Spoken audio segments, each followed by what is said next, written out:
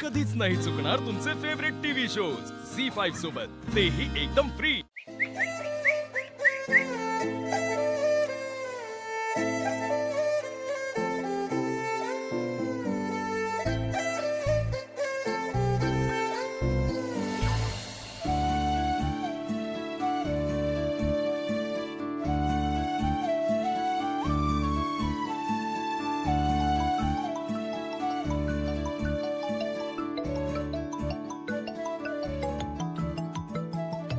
गाडे Patil, hello, हा गाडे पाटील बोला ना। काय मॅडम, अहो विसरलात तुम्ही मला? अहो नाही, असं काही नाहीये, असं का म्हणताय? नाही काही नाही, अहो त्या दिवशी दिसला होता तुम्ही मला, बाईक वर कोणाच्या तरी मागे बसला होता। तो अहो अहो तुम्ही त्याला ओळखलं नाही का? तो तोच मुलगा होता ज्याला मी तुम्हाला घाबरवायला सांगितलं होतं, आणि मग तुम्ही त्याला घाबरवलं आणि मग त्याच गोष्टीचा फायदा घेऊन तो त्याच्या मनाला येईल तसं वागला, म्हणूनच मला त्याला हॉस्पिटललाही घेऊन जावं लागलं। तो खोटारडा निघाला ते वेगळंच। हो का? अहो मग सांगितलं का नाही तुम्ही मला? फार त्रास देतोय का तुम्हाला तो? नाही, त्रास देतोय असं म्हणावं असं काही नाही।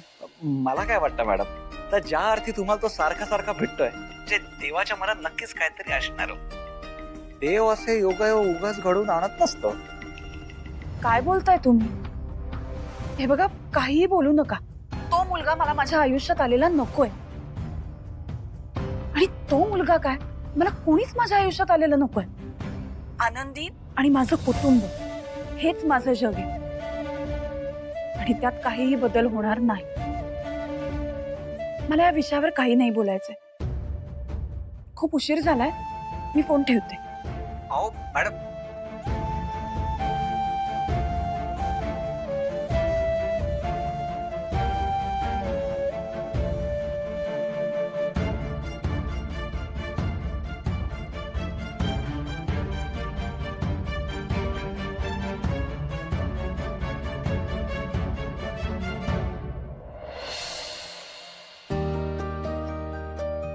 अहो पाणी। मी काय म्हणते, आज की नाही सिद्धू आला होता। हो, काय म्हणत होता? नाही, सहजच आला होता, पण एक छान कल्पना देऊन गेला हो। काय ग? त्याने विचारलं की आपण आनंदीला शाळेत का घालत नाही?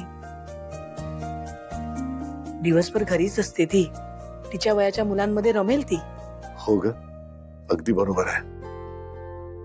आनंदीचा आजारपण, तिचे उपचार, ह्या सगळ्यात आपण आनंदीच्या शाळेचं विसरूनच गेलो ग।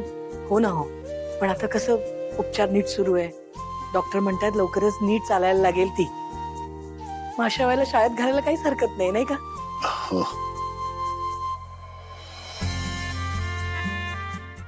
झी5 ॲप डाउनलोड करा आणि पहा सर्व एपिसोड्स एकदम फ्री।